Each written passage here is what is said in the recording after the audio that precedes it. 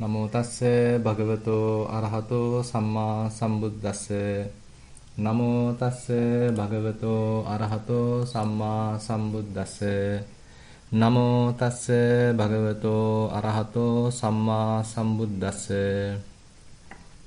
So as you all can remember, we were discussing 112th Sutta of Majjhima Nikaya, that is called Chabbisodhana Sutta, particularly meaning as sixfold purity or six types of purifications.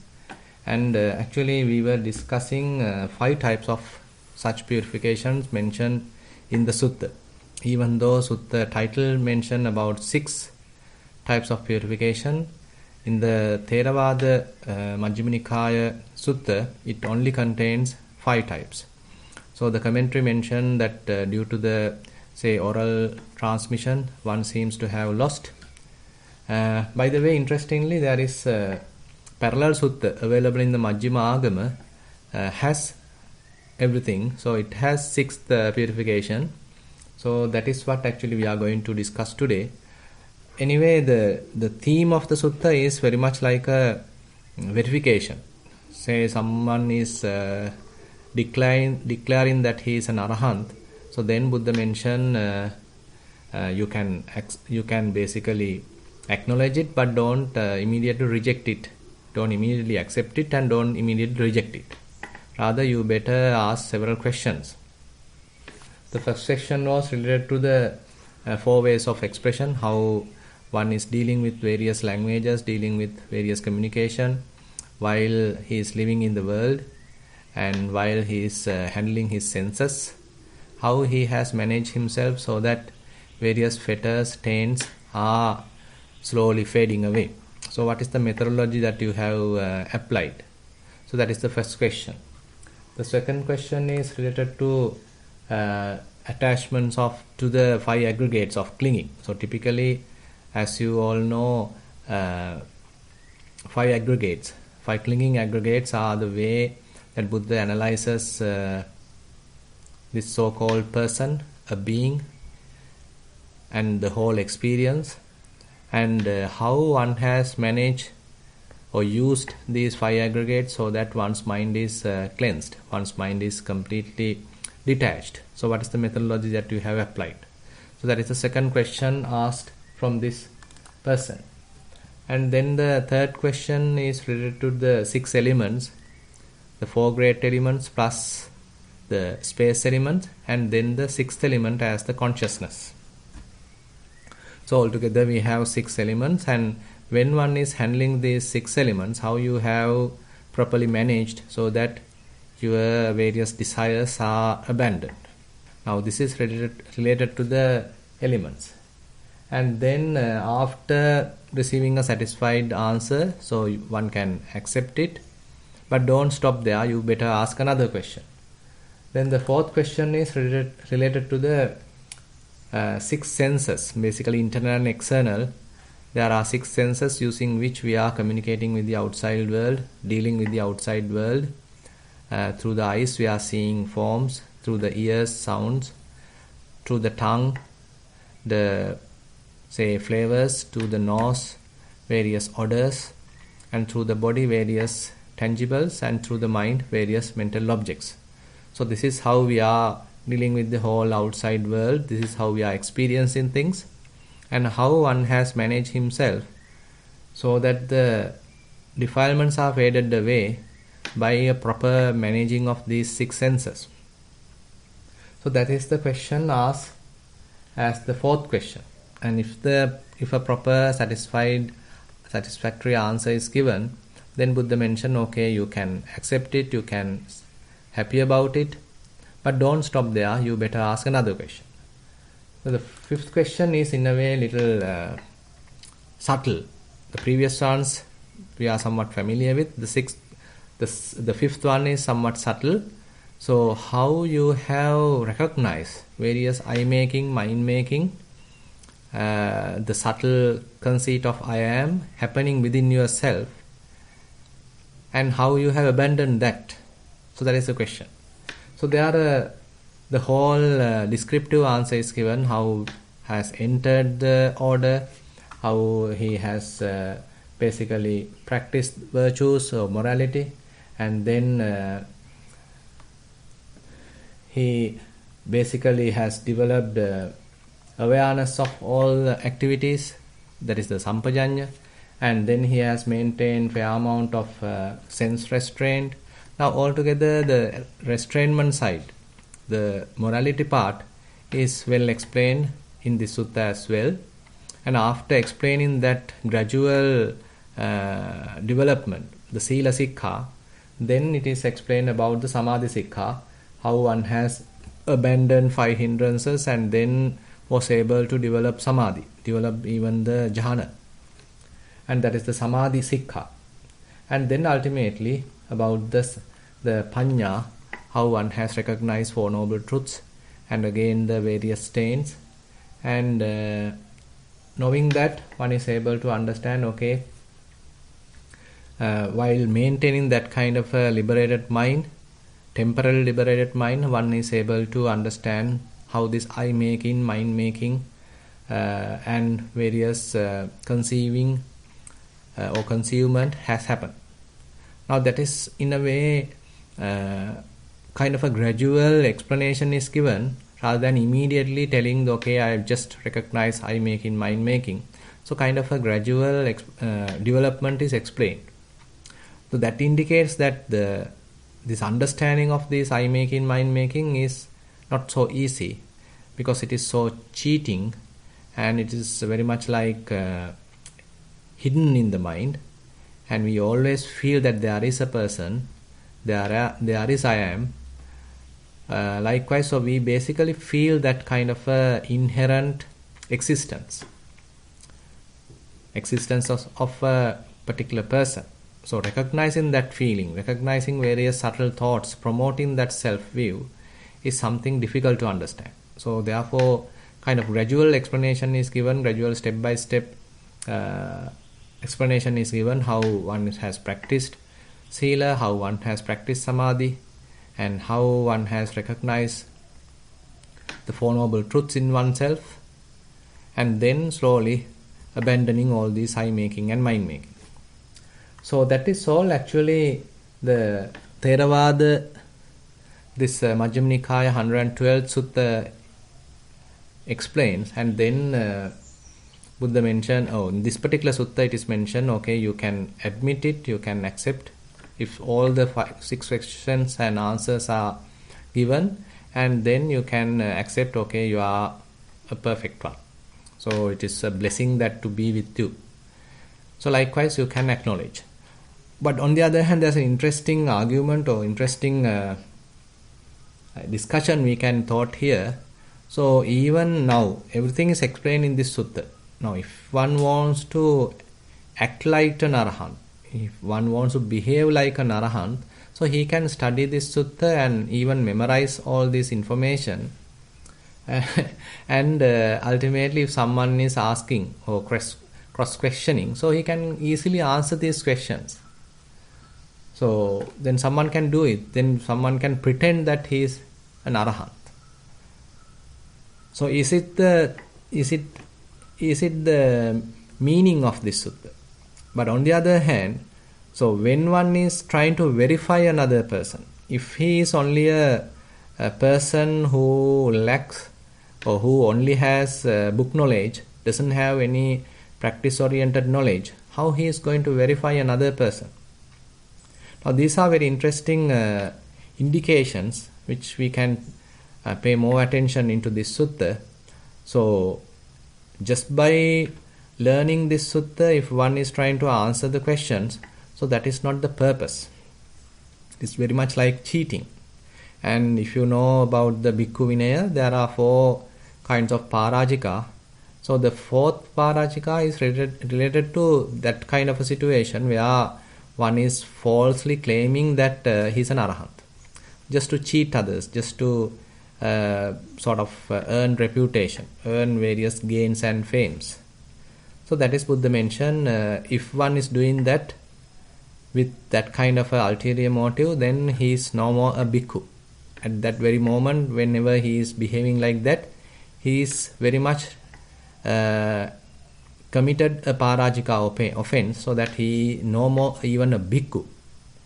And Buddha even mentioned that he is the grievous thief in the world. Now, on the other hand, so if one, on the other hand, try to go and ask this question from another person, so the questioner also has to have fair understanding. So, if we simply say, okay, what is your situation, how you dealt with these things, and if he only has the book knowledge, the questioner only has some theoretical understanding, so there is no such proper verification going on. So in a way, we can recognize this sutta as some sort of a both ways. So the questionee or the answerer, the so-called arahant, and on the other hand, the so-called verifier, the who is asking the questions, also have to be in a way properly behave. But on the other hand, if one wants to verify oneself, say you are an honest practitioner, you are a diligent practitioner. Now, if you want to verify your own practice, did I achieve these things? So, if you are doing some hard practice, so probably this sutta give a fair indication how you can verify yourself. So, rather than we going and asking this question from someone else, so if we want to really practice, if we want to become fully enlightened, so actually time to time we can really recognize, verify, am I inclined to this sutta? Am I in line with this sutta? Am I going in parallel with this sutta? So this is an interesting way that we can look at this sutta. So rather than using this as a kind of a quality control thing, probably we can use it as our own kind of a verification, just to check whether we are following the same path. Now we can move towards the sixth purification indicated in the Majjhima Agama Sutta, and that is related to the detachment of 4 nutriments. Probably you have heard about nutriments. So Buddha explains 4 types of nutriments.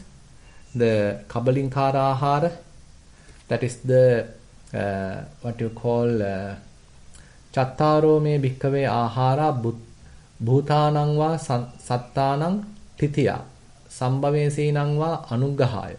So that means for a person who is going to get birth, for his support, and again to the sustenance of the existing or already born person. There are 4 types of nutriments, Buddha explained. Katame chattaro, what are those 4?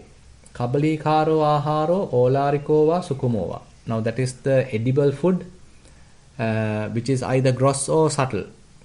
And then passo dutiyo, that is the contact, that is the second one. Manosanchetana tatiya, the third one is mental volition, manosanchetana.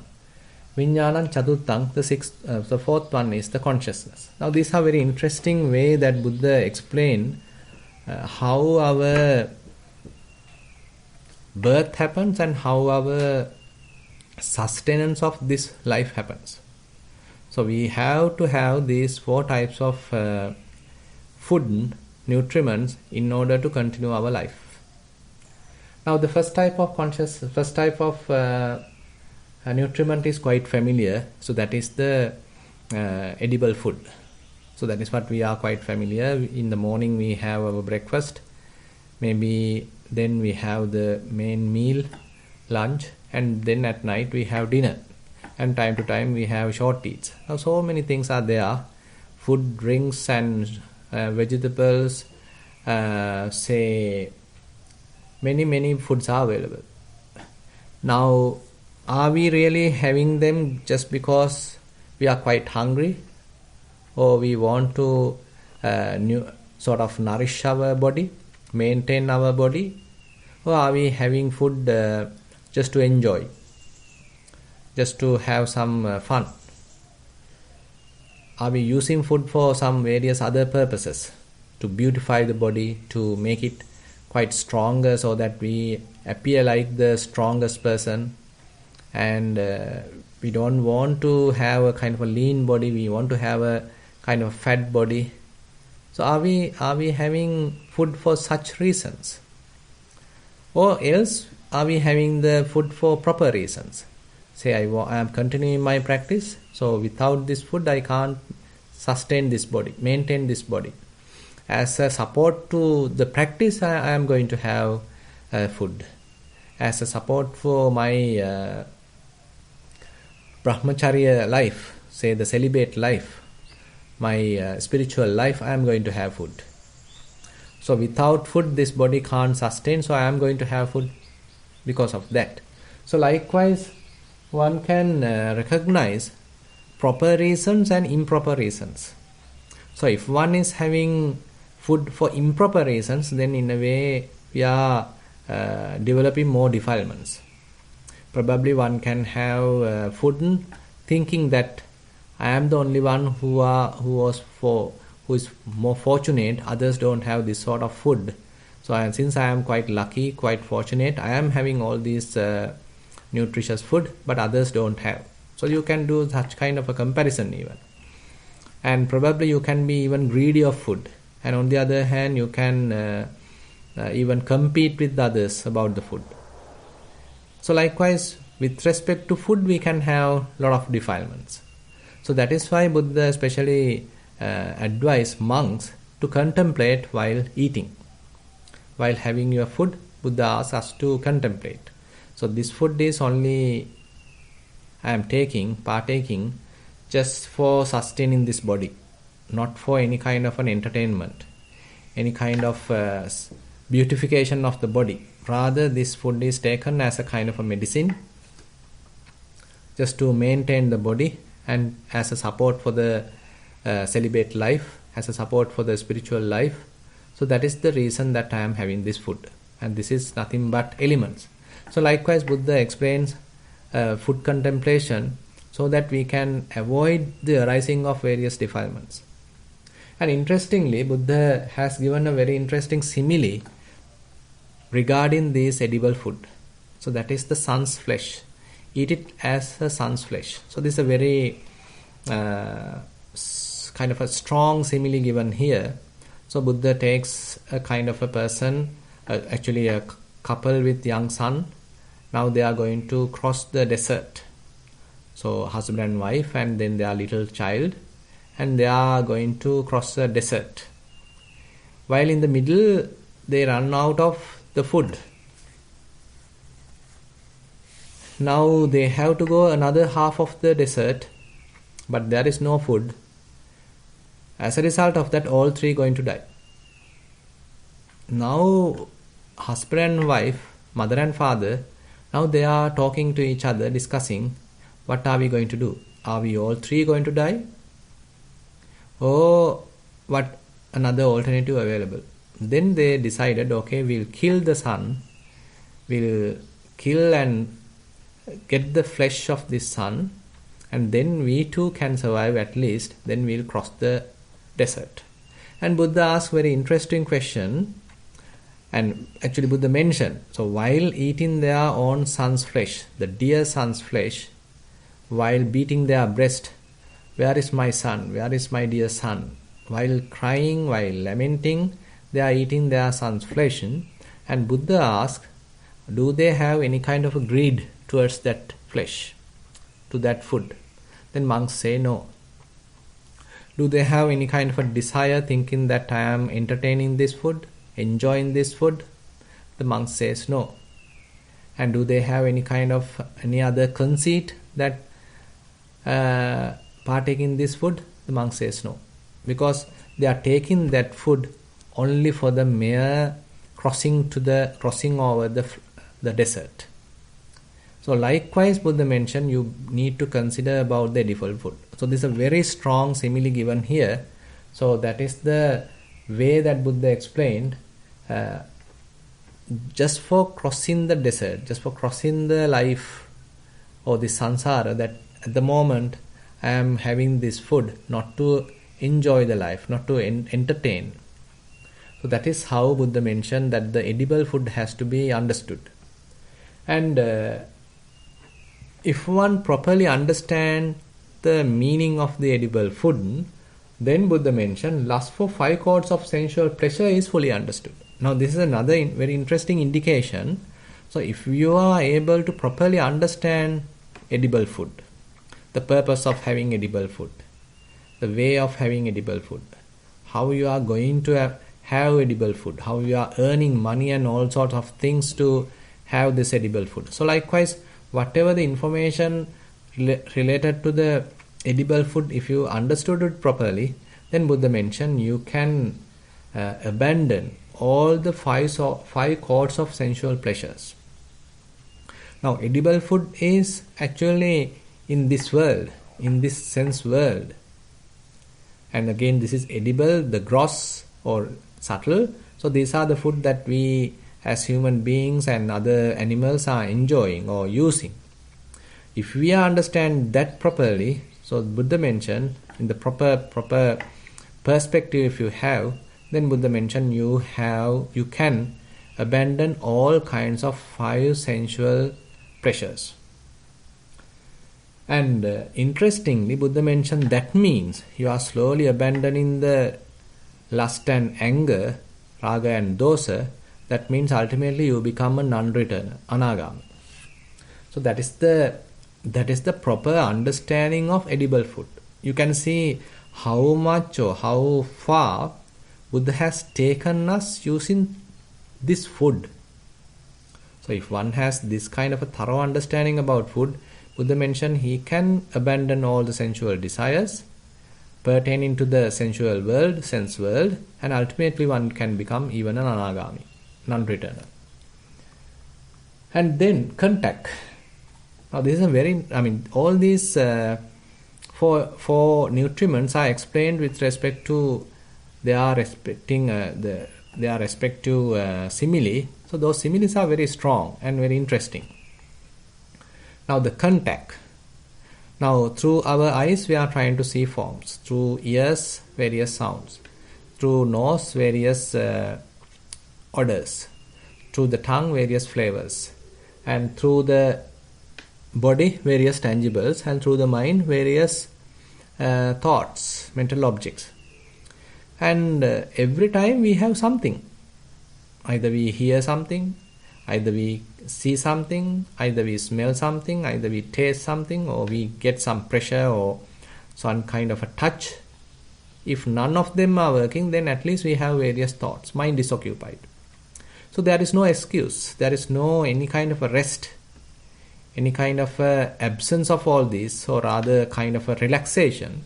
Every time, all these 6 senses are very much like tormenting the person. Now Buddha giving a very interesting simile here. He mentioned it is very much like a flayed cow, a skinned cow. Whenever a flayed cow is going to a particular place, say if it is going closer to a tree, then whatever the creatures available or abiding in that tree come and start to nibble that that particular cow, because it has no skin, so everything is open. And on the other hand, say if it is going closer to a river or go inside a river, and again the fish and all the other creatures, they come and eat the cow because there is no court. On the other hand, if it is going simply to a ground, an open ground environment, then again various other say flies and birds and all, they come and again eat. If it is lying down on the ground, then what? Ants and all the other creatures in the surface of the earth, they come and eat. So there is no excuse. So Buddha mentioned, so this is the way you need to understand about the food of contact. So we are born with various senses and we are having them, and maybe they are healthy, and when they are available, so we have no excuse. Every time they are in operation, every time we listen various sounds, every time different say forms and odors, then smells, the taste, various tangibles and thoughts. So very much like tormenting. And Buddha mentioned, if one properly understood this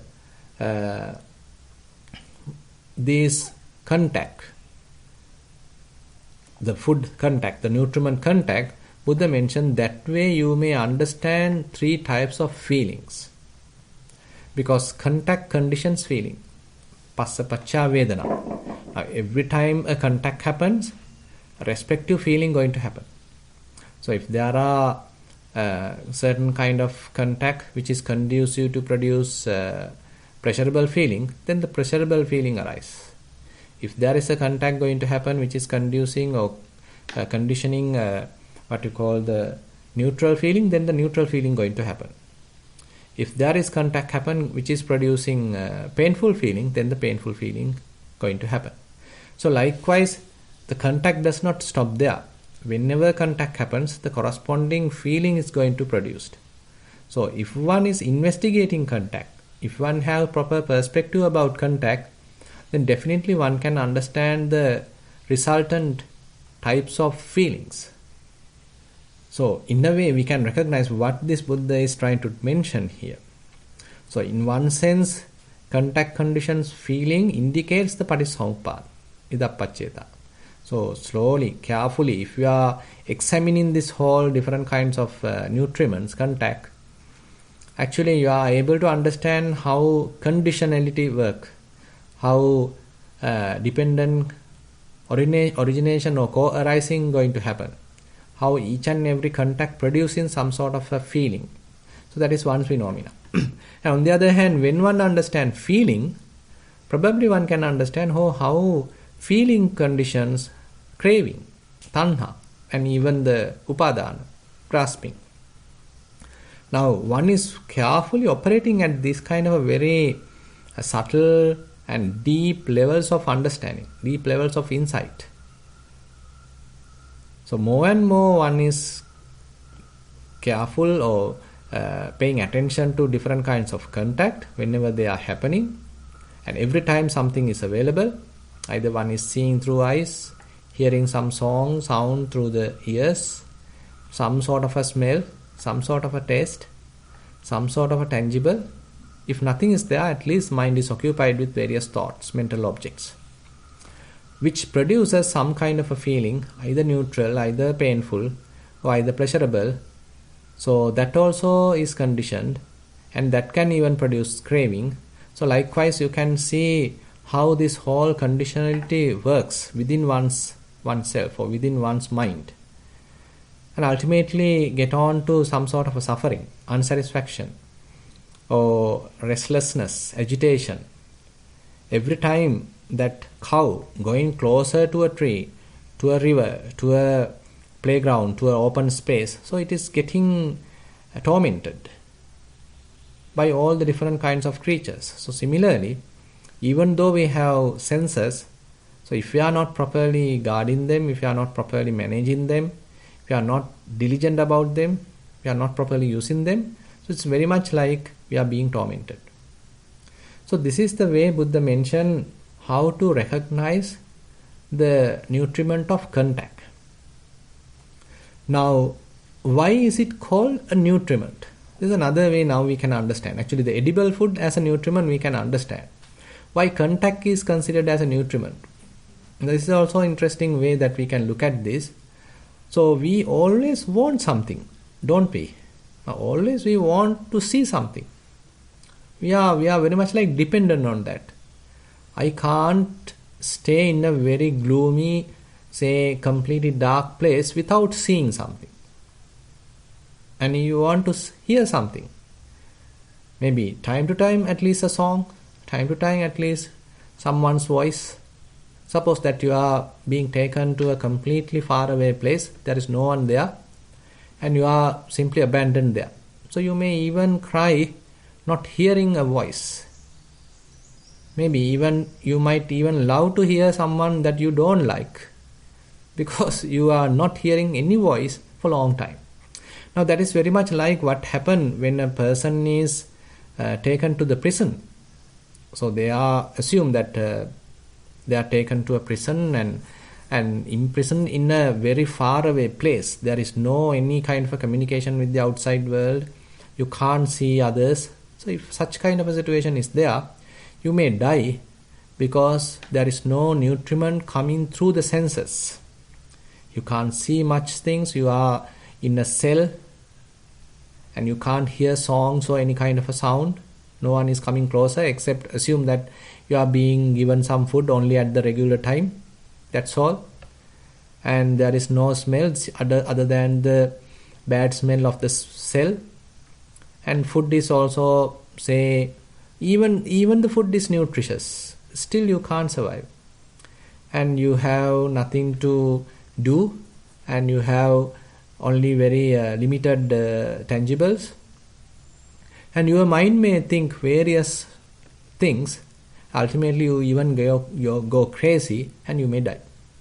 So basically, these senses are very much like we are using as a way of absorbing various nutriments.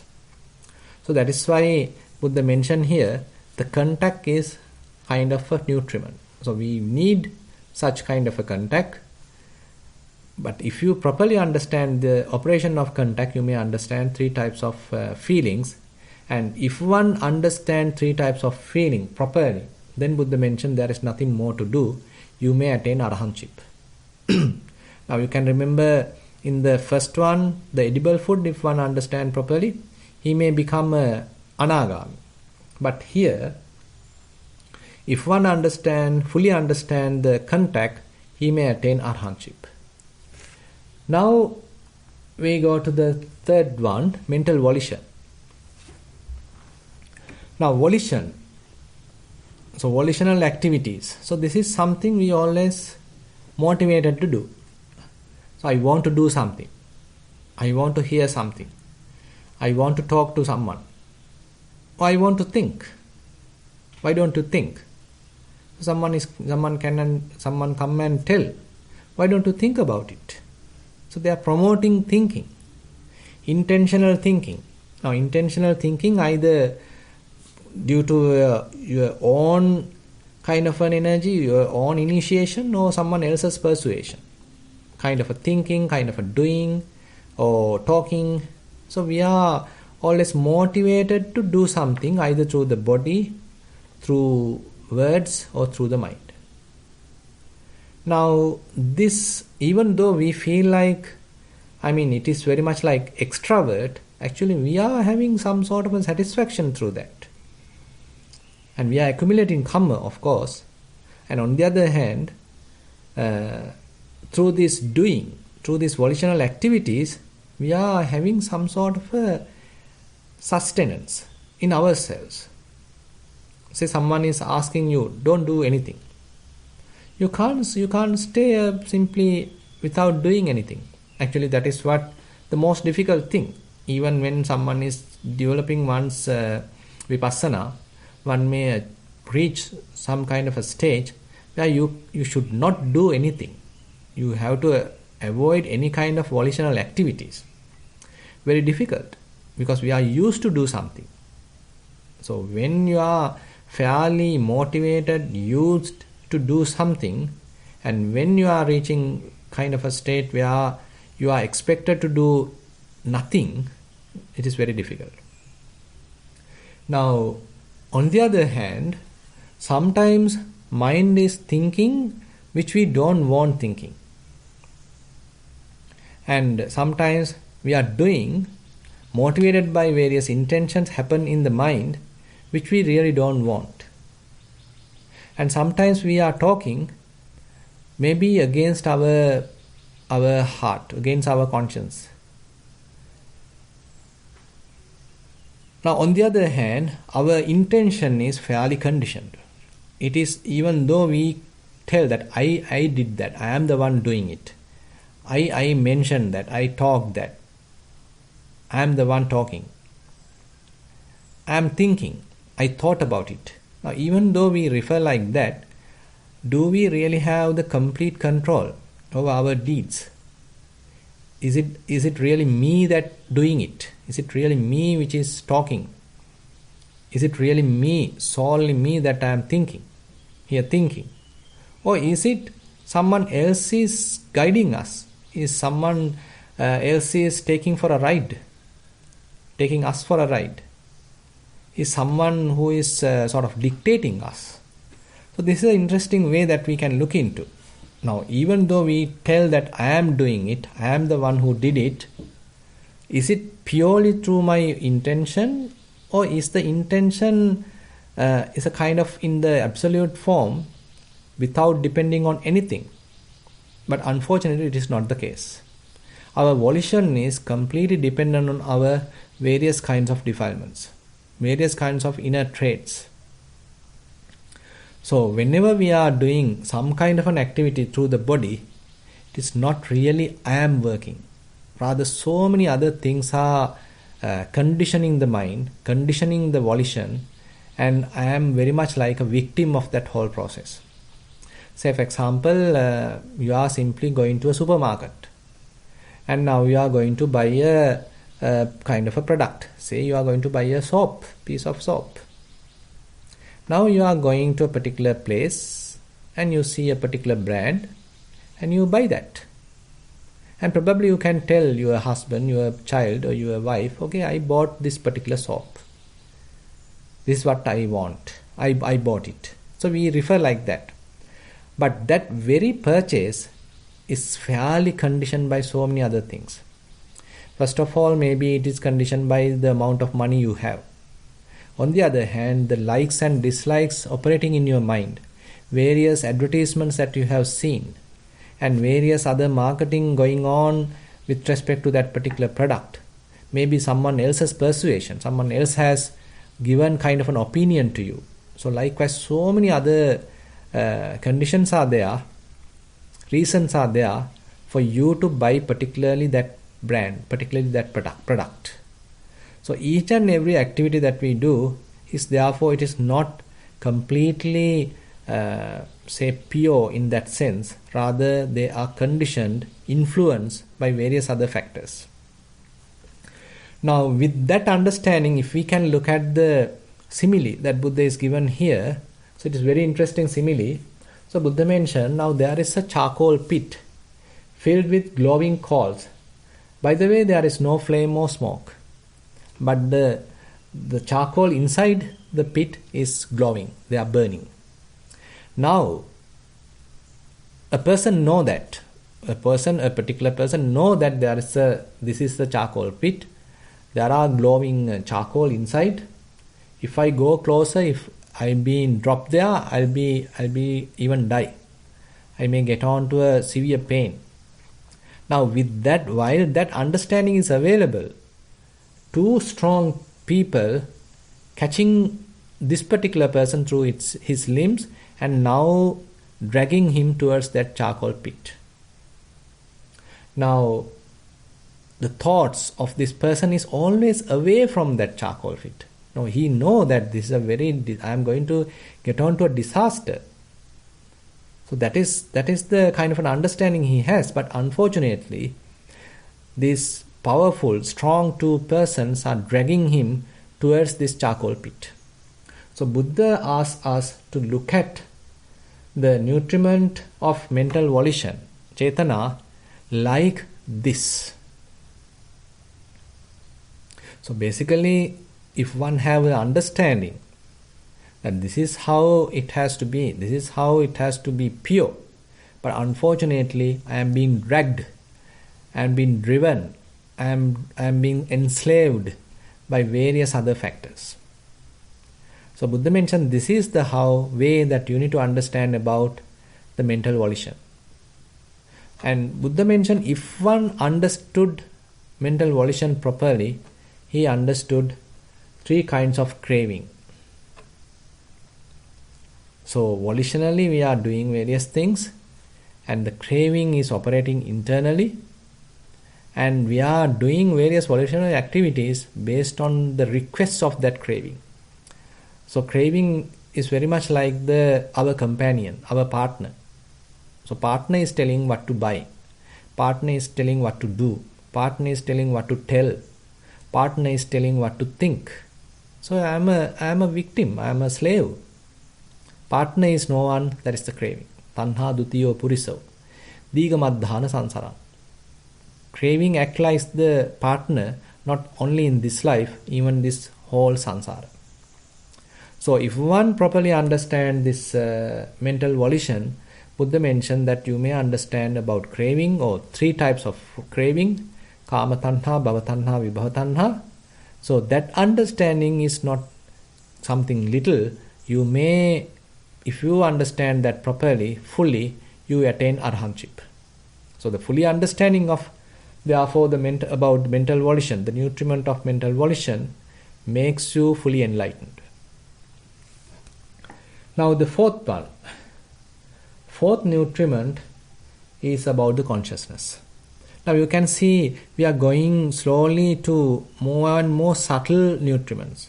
We started with gross edible food, then we get on to contact, that's also not that difficult to understand, and we just finished about the mental volition, that is somewhat difficult to understand. And now we come into the consciousness, that is even little difficult to understand, but it is quite interesting.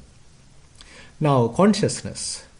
One important activity of the consciousness is the distinctly knowing something. So there are so many things available, and your mind is interested of one thing, and then your mind go and latch with it, lock with it, and ultimately establish there. So you are able to select something, choose something, accordingly you go and establish there. So now the name and form is there, growing there. Name and form and consciousness have a very good relationship, and now they are having a good company, and now they are growing there. Every time we see something through our eyes, so this thing can happen. Our mind, if it is interested, it's going and more and do various kinds of examinations, explorations, attachments. Ultimately, the consciousness is growing. Whenever we hear something, so we are interested, we are sort of getting closer to it, so the consciousness is getting fed. Whenever we are, say, smelling something, again consciousness is established there. Suppose you are tasting something, so there also, so if one is interested, so you go and closely examine that, you are attached to that, getting closer to that, so the consciousness is established there. At the beginning it is very much like the tongue consciousness, but it doesn't stop there. It may vary or evolve to the, say, the mind consciousness, tongue consciousness, and now it is growing. So whenever we go through various sensations, tangibles, whenever we are interested, we are able to look at it closely, we get latched with it, attached with it, and the consciousness is fed. And if those are not happening, then enough food is available inside the mind, various past food, various future food, everything is now taken to the table, and consciousness is having a feast. Now likewise, every time, consciousness can't stay alone. You can't maintain pure consciousness. The pure consciousness may be quite secluded. There is no any kind of a cinema going on. There is no any kind of a fabrication going on. There is no any kind of mental objects going on, or various signs, mental images going on in the mind, if the name and form is absent. So if the name and form is present, that means there are various signs available in the mind. Mind is fairly occupied. There are various thoughts available. Mind is fairly occupied. So that indicates consciousness is having a great feat with the name and form. So you can see how important is to maintain a kind of a spacious mind. A mind free from thinking, mind free from any signs, mind free from any marks, mind free from any, occupants. Fairly free mind, very simple mind, quiet mind, cleansed mind, clear mind, pure mind. Nothing is there. but you are fully conscious. The conscious ability is there, other than that, mind is not occupied. Now, these are very interesting way that we can look into the mind, because typically we know about a mind which is constantly thinking. We know a mind which is constantly occupied. We know a mind which is constantly occupied with various mental objects, maybe something related to the past, something related to the future, various projections, various imaginations. Always mind is occupied. But how about a mind completely pure, which is still capable of being conscious, but not occupied with anything, not attached with anything, not crowded with anything, maintaining its clarity and kind of luminous. So that is the type of mind that Buddha is very much like indicating to us. A mind which is luminous and has no any kind of a narrow restriction. The mind has its complete pervaded freedom, no attachment, no defilement, not coloring, not conditioned. So that is the type of mind that Buddha is indicating us, pointing us. Now, unfortunately, assume that if that is the case, the mind has to be, the consciousness had to be, but unfortunately at the beginning, from the very moment that we wake up, we start hitting the mind. We start giving food to the consciousness. We start thinking what I am going to do today, what I am going to do next, what I am going to do tomorrow, how I am going to go to the office, how am I going to drive, do I have enough fuel, is it today's fuel quota? Start thinking. Now you go to the toilet and you start brushing your teeth and all sort of things. Now more and more thinking, more and more food to the consciousness. Say you are rushly going through the breakfast, having this and that desires and talk and chat with others. So we are occupying the mind. So mind has lost its freedom. Mind has lost its clarity. Now fully occupied. If you can remember the very moment that you wake up, probably that moment you had some sort of a clarity. Mind was maintaining some amount of a rest. But after the moment you wake up, you start occupying the mind, tormenting the mind, torturing the mind. Now, therefore, throughout the day, we are not keeping the mind kind of a healthy way, relaxed way. Rather, we are constantly torturing the mind. So, Buddha therefore giving a very interesting simile for the consciousness nutriment. So, he mentioned there is a thief brought to the king by whoever the soldiers, and they are informing the king, okay, Majesty, so this is a thief, so you better give some kind of a punishment to this guy. He's a really notorious thief. Then the king ordered, okay, in the morning you give 100 spears to this guy. And now they actually did that. They hit the person with 100 spears. And the middle of the day, they come and report that to the king. That we did put 100 spears, but the guy is still living. So the Majesty, the king, is ordering, okay, give another 100. So during the daytime also another 100 spears is given. And again at night, the soldiers come and inform the king. So we have given another 100, but the fellow is still living. Then Majesty is saying, the king is ordering, okay, give another 100 at night. Now Buddha is asking, what do you think, bhikkhus? Would that man, being struck with the 300 spears, experience pain and displeasure on that account? Then the monks are answering, Venerable Sir, even if he were struck with one spear, he he would experience pain and displeasure on that account, not to speak of 300 spears. It is in such a way, bhikkhus, that I say the nutriment consciousness should be seen. Now, if we closely look at the way that Buddha is giving these similes, have some very interesting indications. Now, in the contact, Buddha is talking like a skinned cow. In the mental volition, he is talking about a person unwillingly taking to a coal pit. In the consciousness nutriment, Buddha is talking a person constantly being struck by spears. Now our mind is very much like that, the third one. So we are constantly striking our mind with spears. It may be spears of forms, maybe spears of sounds, spears of smells, taste, tangibles or thoughts, various mental objects. We are not giving any rest to the mind.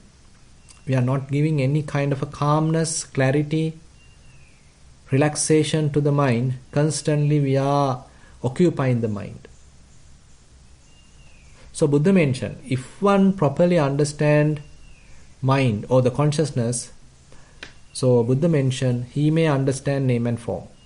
So you know, in the Patissamuppada, there's a very interesting relationship between consciousness and name and form. Name and form and consciousness, they are interrelated. Vijnana pacca nama rupam, nama rupacca vijnana. And again it is mentioned in Mahanidana Sutta. So that is the most subtlest level of wisdom one can has. Rather than looking outside, are you able to look at inside, look at your own mind, how name and form is trying to delude you.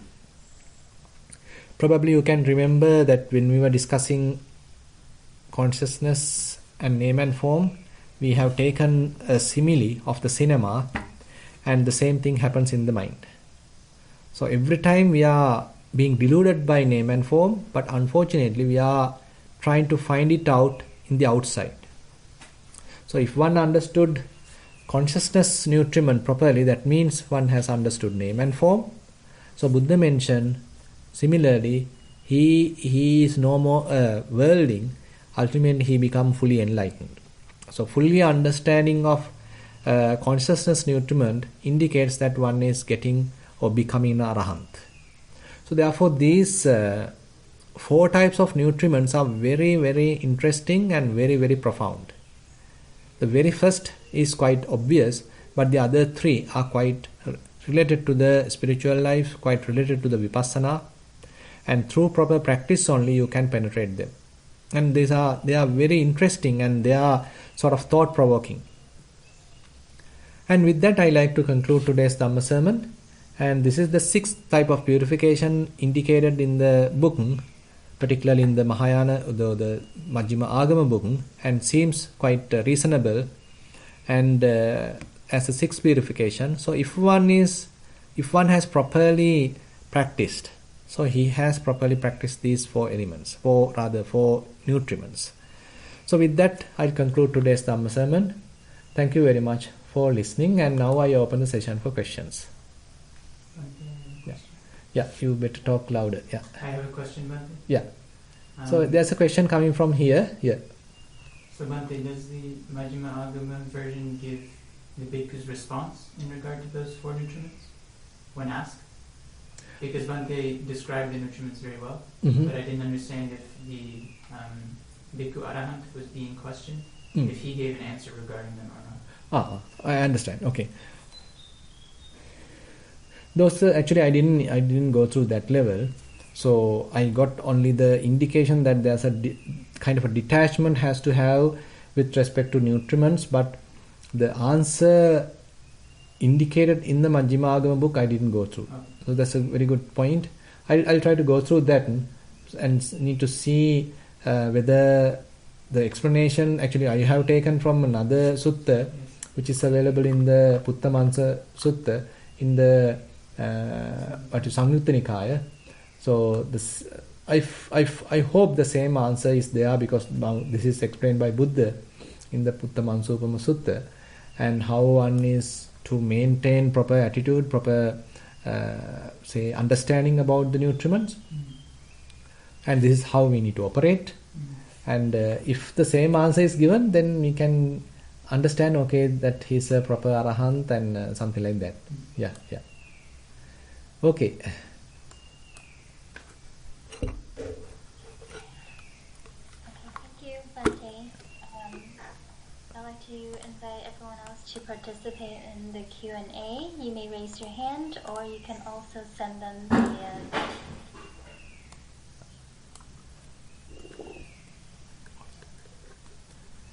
Okay, nobody wants to have any nutriments?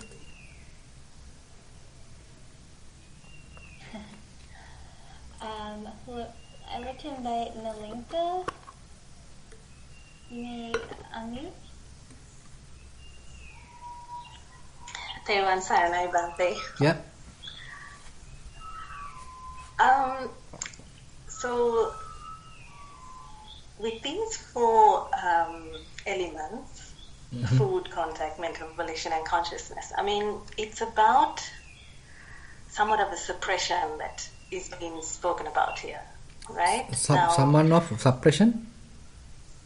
Well, it is about understanding it, and it is, it is somewhat of a suppression, right? Like you hold it back. You're conscious about the type of food you have, what time you have it.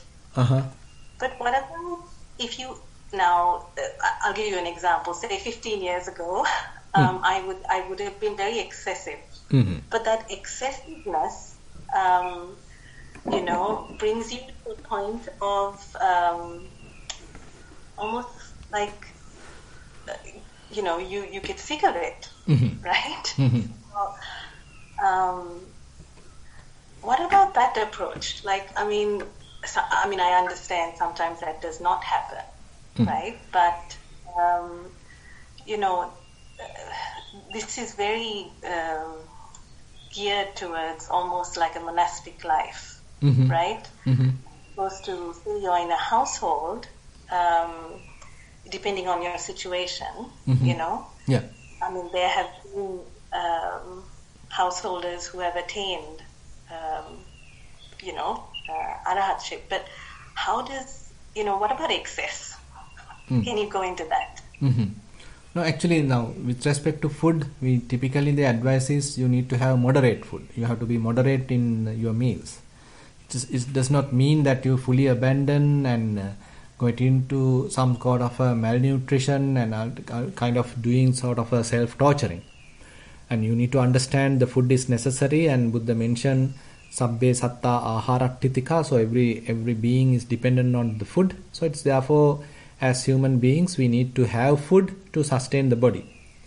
Now, that is why Buddha introduced the food contemplations with respect to the edible food. Now, how are we going to have food without arousing various defilements?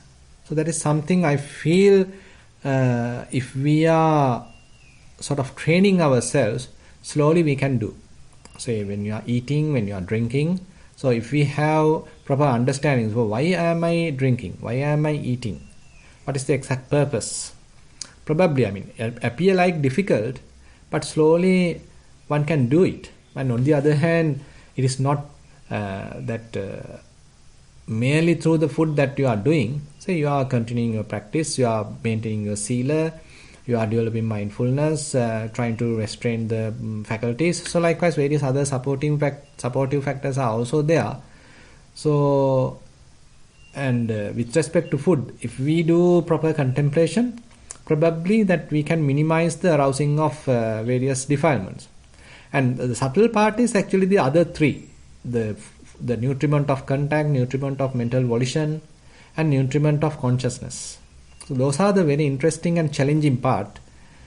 And at least during the assume that during your meditation session, if one can maintain that, say you are a diligent practitioner, say you practice kaya anupassana, say you did say dhatu manasikara, and you are able to understand their impermanent nature. unsatisfactory nature, non-self nature. As a result of that, so when the understanding is well, assume that your mind is temporarily liberated, temporarily freed, and you are able to maintain a freed mind, a mind which is free from any association, free from any attachment. So at that moment, that in that unattached, unassociated state, actually we should not promote the three types of nutriments. So from the mind, we are not supposed to think anything. From the ears, we are not supposed to hear anything, or at least not paying attention, not paying interest. Through the ears, through the eyes, we are not supposed to look at and enjoy things, because we have come to a state where mind is capable of maintaining kind of a independence. Mind is unassociated, anissita. Anissita means the mind is not interested of attaching, associating, dealing with anything. So at that time, we should not provide the nutriment of contact. And again, we should not make any kind of a volition. We have to avoid all different chetana. And interestingly, we can say, okay, you have to have a chetana not to have any more chetana. You have to have a volition so that I am not going to have any more volition. So that kind of a chetana. So but true. What I'm trying to say is, sorry? Does that not happen? Sorry? Like, does that not happen? Does that not happen naturally? Is what I'm trying to say. Can. Say, yeah, it can happen. That's why, if you are going through proper practice and slowly when things are abandoned step by step, the letting go process has happened naturally, then your mind start relaxing, resting, and it is naturally not interested of thinking. And it may feel like thinking as a burden, having an intention as a provocation of the mind.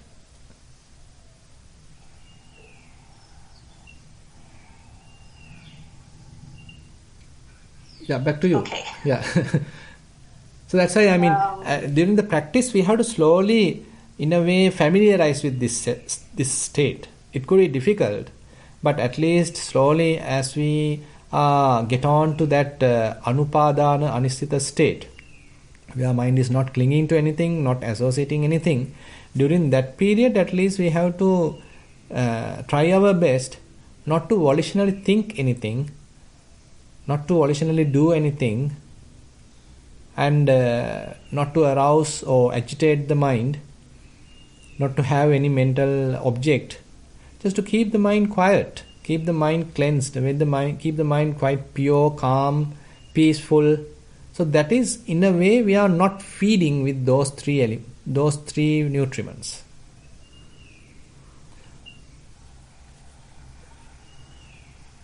okay. Yeah. Kind of a challenge. No, yeah. So it's just about being here, is what you're trying to say. That really takes a lot of things. Yeah. Okay, Bhante. Thank you. Yeah. Thank you. I'd like to invite Sweeney for the next question. Thero and Saranai, Bhante, Yep. I was thinking about the sun's flesh. Mm-hmm. There must be some deeper meaning to it, because I was thinking, the Buddha said this is to use only until we cross the desert, and after that we drop it. Mm-hmm. So the sun's flesh probably represents Patavyapatejavayo, because then we can understand the contact, the skin cow, how ayatanas, they can have these chetanas and the tanha and the entire paticca how it connects. Because if we realize that this is just Patavyapatejavayo, then even if we have a feeling of sukha or dukkha or dukkha sukha, whichever way we go, we know this is all due to Patavyapatejavayo, how I have been conned by vijnana, jumping from like a monkey from one to another, showing me all these magic shows, where it's all Patavyapatejavayo. And then maybe it explains to me why Buddha said na Patavi, no Patavi, no Tejo, no Vayu, no Apo. Because if you have realized that, and you use it only, the Patavi, Apo, Tejo is also there only until you cross the desert, then maybe an Arahat, that's when the Arahat does not see the Patavi, Apo, Tejo, Vayu. It's just a natural thing that happens and you vanish. Can this be looked at like that, Bhante? Now, actually, looking at the food as Patavi, Apo, Tejo, Vayu itself is a contemplation. It's a part of actually the contemplation that there is no person here. Even though I am talking with different types of food, different brands, different names, and nothing there, it is nothing but the four elements. So four elements are now transacting with another four elements. Here internally also four elements. Externally food is also four elements. It's a kind of a transaction between four elements. There is no person here. So it's a kind of another way of looking at the food contemplation. So Dasuso Pachavekkati. So in the food contemplation, so one can contemplate food in that respect as well. So understanding the body, this very body as four elements and the food also as four elements, reduces one's attachment, reduces any kind of defilements, and basically does the purpose. So therefore, having such contemplation is also correct, and it is also indicated in the typical food contemplation formula, and no harm in doing that. I just want to say thank you very much, Bhante. Okay. Yeah. Okay. Okay, thank you. I'd like to invite Chitadevi for the next question. Thank you very much. Bhante, now you spoke about the four nutriments, and then the last one was the consciousness. Mm-hmm. Now, I can relate to the contact where you have the feeling, and then you can see the suffering. That is easy. But now when we come to the consciousness, Vijnana Pacha Nama Rupa and Nama Rupa Pacha Vijnana, we know that is what is in the Paticcasamuppada, but how does one relate to that when one is contemplating or meditating, when the mind is still and there is not much thoughts coming in and it is calm, then how do we see this interrelationship between the Vijnana and the Nama Rupa? Yeah, actually when the mind is not associating anything, not attaching to anything, so that means the Vijnana and Nama Rupa, that link is not properly operating. But only on the other hand, when the mind is occupied, when we are giving some value to that, whatever the mental object appearing in the mind. Now suppose that you are maintaining that unattached state for a while. So at that time, immediately suppose there's a mental image appear in the mind. Now you give a name, oh, this is my son. Now you are able to kind of attribute kind of a name, kind of a person, an individual to that mental object. Now slowly, so this is the mental object is actually the one part of the name and form. So if we properly define name and form, it consists of 5 elements or 5 constituent parts: Vedana, Sanya, Chetana, Passa, Manasikara. Now this Sanya part is the one now appearing as the mental object, as a mental image. But we get a little feeling also, maybe a little love and kind of an affection type of thing. So that is also there. And now your mind get somewhat jerked now because there's a passa happen, contact happens. Previously there was no such thing, but now an indication happened. Okay, there is someone has knocked the door, and now your mind is attending to that particular object. And now you are, after you give a name, after you give a value, now you get caught, you get deceived by this particular whole thing, and the consciousness is now growing in that name and form. Now this is the relationship that now we need to understand. So while there are various other things, or rather say while you are able to wait without that kind of a delusion, that kind of a say projection in the mind, but now you are being caught, you are being driven to that particular object. Now name and form and consciousness are very much like interoperating. Name and form is further and further deluding, consciousness is further and further getting attending to that, helping that and establishing there. So that is how actually when the mind is empty, we have nothing to understand. We can understand, okay, now name and form is not there, and mind is not, the consciousness is not manifested. What is available, what is experienced right now is the unmanifested consciousness or anidassana vijnana.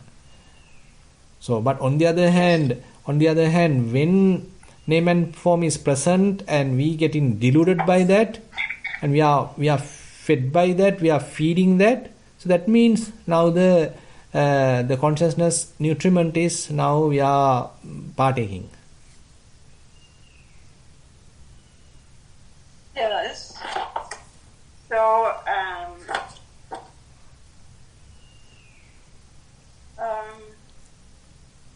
do we then then there are six types of consciousness. So, is there one separate overlooking all six, like the one that goes into the past and brings things out?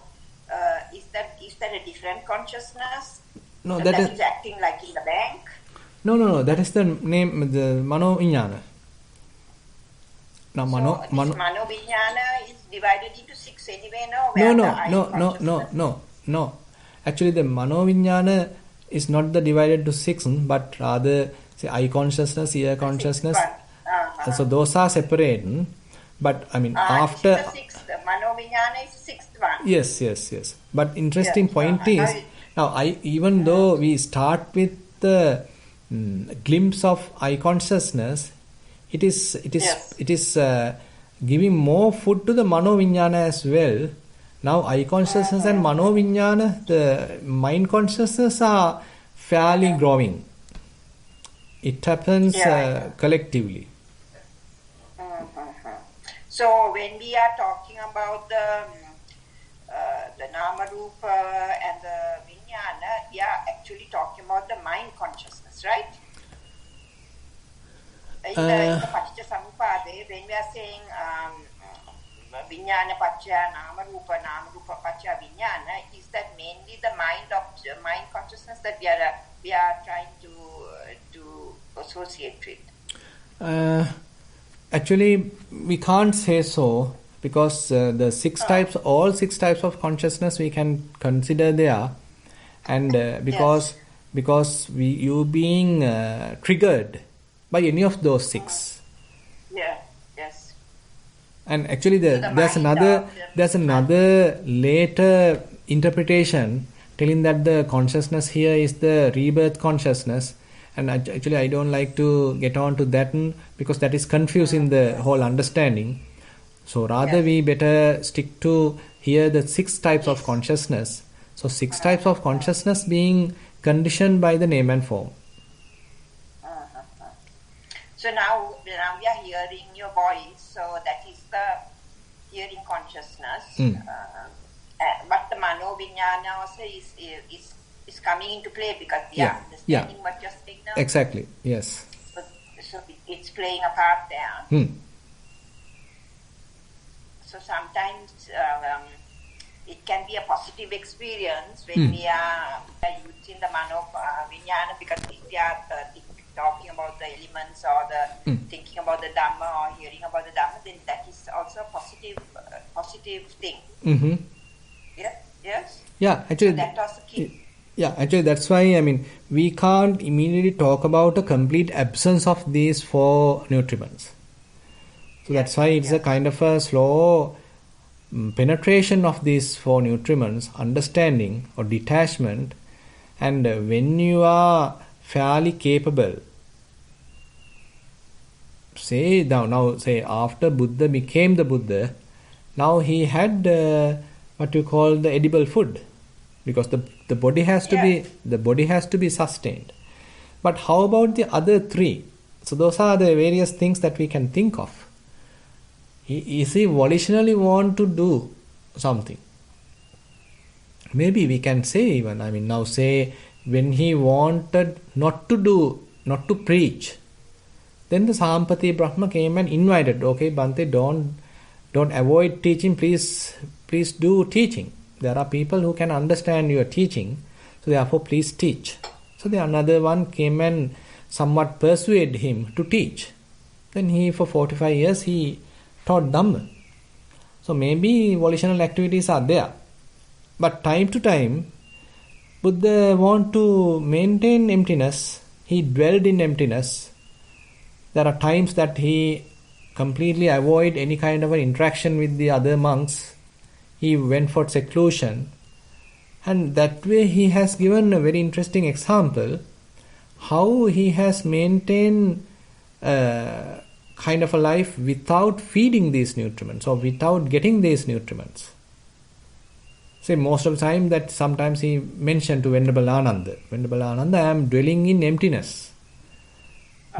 So that means his mind is not interested of having these nutriments.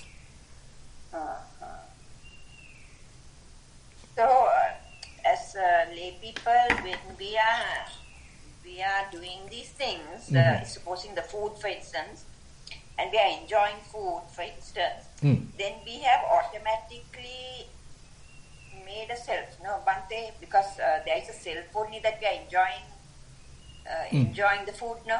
It's just not only karma. It's not only karma. There is a bhava element in that also. No, they are all involved in it. Would that be right if I say that? Yeah, could be, because they are closely related. So you want to enjoy, and that enjoyment has manifested as a kama tanha, as a sensual gratification. Yes, but there is also, you have already made a bhava then, no? At that time. Yeah, at that time. Without a bhava, you can't enjoy it. Yes. So if we are getting delighted in that experience, that means we are born to a new state. That means bhava. Yeah, because even now, like people are dressing up, or even the roads or whatever it is, and some people are very particular about all of that. And like people, lay people are dressing up to go somewhere, and they are all, looking at the, putting the clothes properly and arranging it and putting ornaments, and also then, though that is a karma, it's also already a bhava as well. Is that correct if I say that? We can say so, because I am adorning myself to become someone special. Yeah, to look really great for that occasion, a little bit for that. So yes. It is all very closely interwoven. Exactly. So we see and say it's karma, karma tanha, karma bhava, karma asava, whatever we want to say. Yeah. It is still all of them are interlocked together, and actually if you look deep enough, there is the bhava there all the time. And yes. Anicca also, as you mentioned. Yes. So they are all interlocked one together, right? Yes, very true. Yes, okay, but I just wasn't quite sure how this other thing worked, the Vijnana Paccaya Namarupa. So I think it's getting clearer now. So it's a matter of sitting down and just working it out also. No?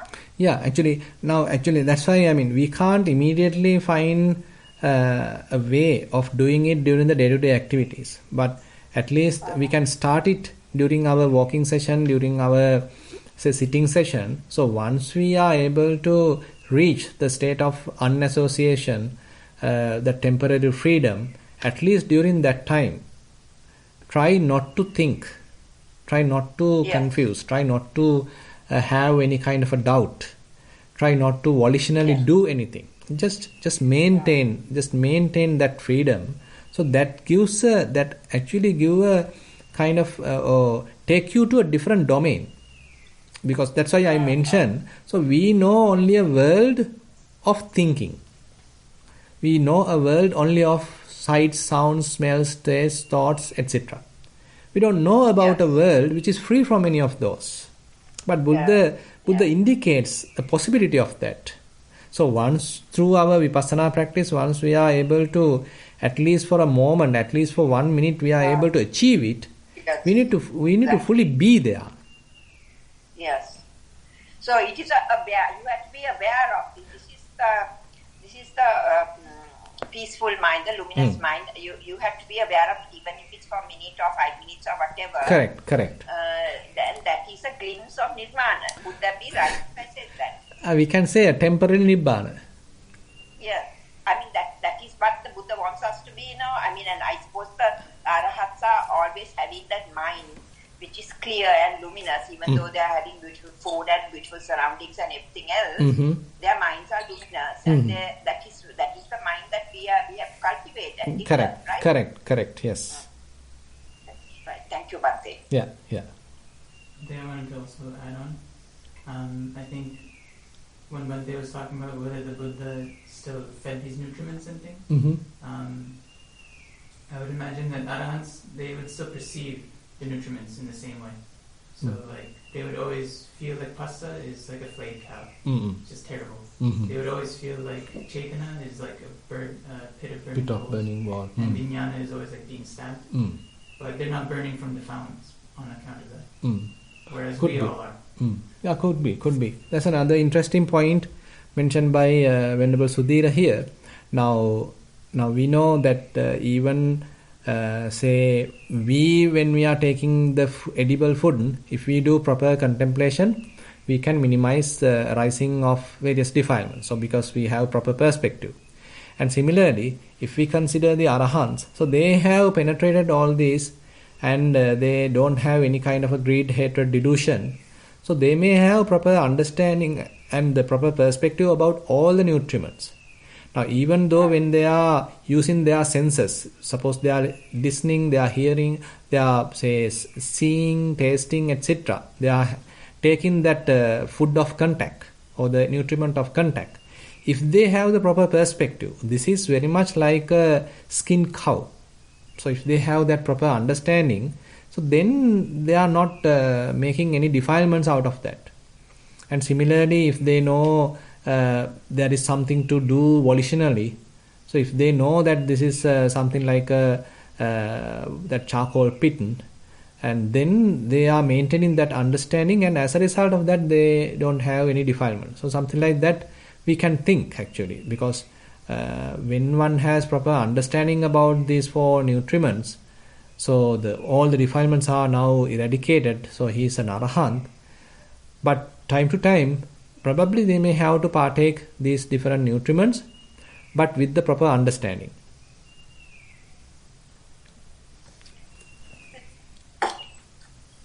This Bhante, this Mano Sanchetana, it's the same as Sankhara.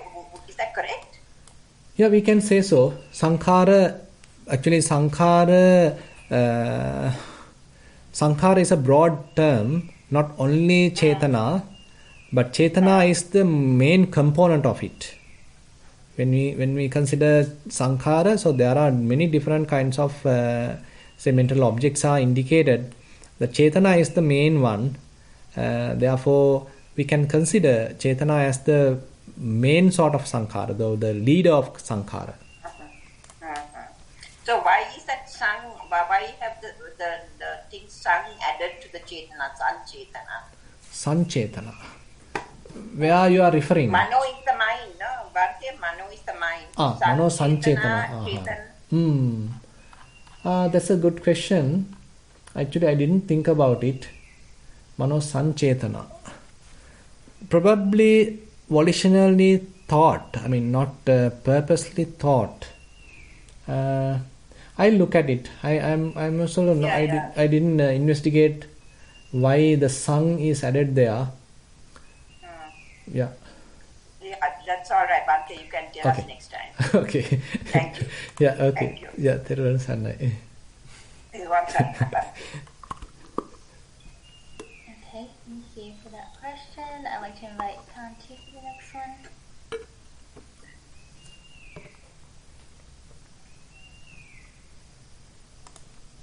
Bhante, thanks Jennifer. Bhante, my name is Sam. I just want a clarification from you, the way that I understood this correctly.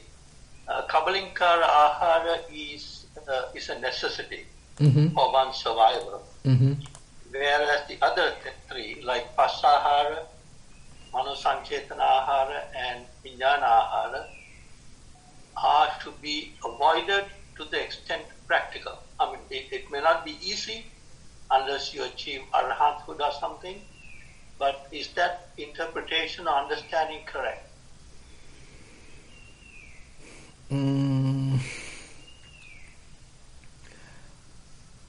That's a very interesting question.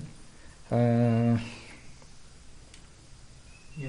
I think, yeah, I mean that's the life. Yeah, but I mean, if we consider the typical worldly person, I think for his maintenance, his sustenance, it's a must to have all 4 types of nutriments. But on the other hand, if we consider an arahant, so we need to see whether he's altogether stopped these 4 elements, 4 nutriments. So we can obviously say no, he requires say the edible food till he maintains the body. Then how about the other 3? Can he altogether avoid the other 3 types of nutriments? Difficult question. Maybe I think as Venerable Sudhira pointed it out, so probably he can still use these nutriments knowing their proper purpose. Without getting attached. Without getting attached. Yeah, without getting attached. Because the Sutta doesn't say anything about it. It describes the 4 types of ahara. Yes. It doesn't say what you're supposed to do. Am I correct? Yeah, of course. And on the other hand, now if we consider the consciousness and name and form. Now name and form, now we need to think, is an arahant completely rid of name and form? Is his mind never get caught into name and form, or never get established on name and form? Or is he sometimes use it knowingly, purposely, without getting caught, or without getting to the level of existence, without getting to the level of bhava? But on the other hand, we can argue, now avijja pancha sankhara, sankhara pacha vijnana, vijnana pacha namarupa. Now you know there is a fair contribution coming from avijja, fair contribution coming from ignorance. So only when ignorance is present, there are sankhara, there are the what you call the fabrications going to happen. When fabrications are there, then only the name and form and consciousness have proper some kind of a feat, proper interrelationship. But in the arahant's mind, there is no avijja. So when there is no avijja, so that means he should be capable of maintaining his mind free from name and form in that sense. Isn't it? Correct.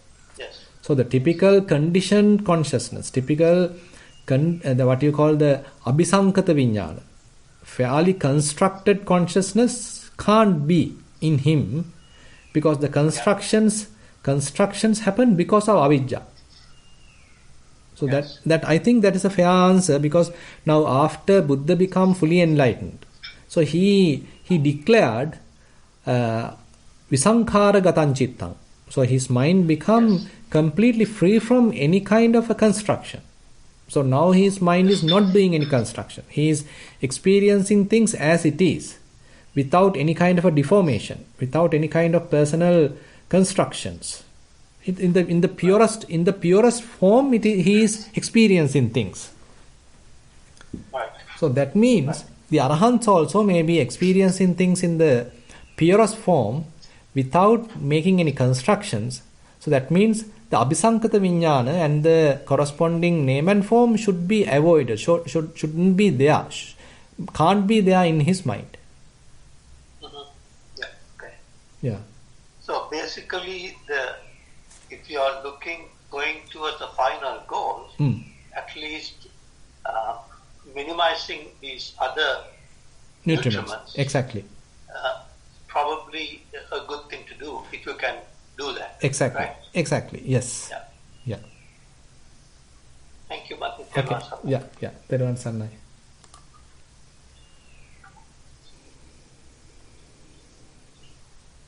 I believe that's the last question for the day, Bhante. Okay. Thank you very much for interesting questions, and it is a very interesting discussion. So with that, we can conclude today's Sutta teaching session. And with these Sutta teachings and discussions, that we were able to accumulate some merits. We share these merits with all the past relatives. We share these merits with all the celestial beings and whoever in need of merits. Let's wish these merits help us also to attain path fruition Nibbana. While keeping these good wishes in our mind, let's recite the traditional verses. Ettavatacha amhehi sambatang punya sampadang sabbe deva anumodantu sabba sampatti siddhya. Ettavatacha amhehi sambatang punya sampadang sabbe bhuta anumodantu sabba sampatti siddhya. Ettavatacha amhehi sambatang punya sampadang sabbe satta anumodantu sabba sampatti siddhya. Akasattha ca bummatta devanaga mahiddika punyantang anumoditva chirang rakkantu sasanang. Akasattha ca bummatta devanaga mahiddika punyantang anumoditva chirang rakkantu desanang. Akasattha ca bummatta devanaga mahiddika punyantang anumoditva chirang rakkantu mamparang. Idang vo ñātīnaṁ hotu sukitā hontu ñātayo. Idang vo ñātīnaṁ hotu sukitā hontu ñātayo. Idang vo ñātīnaṁ hotu sukitā hontu ñātayo. Imina punya kammena māme bāla samāgamo. Satang samāgamo hotu yāva nibbāna pattiyā. Imina punya kammena māme bāla samāgamo. Satang samāgamo hotu yāva nibbāna pattiyā. Imina punya kammena māme bāla samāgamo. Satang samāgamo hotu yāva nibbāna pattiyā. Sadhu, sadhu, sadhu.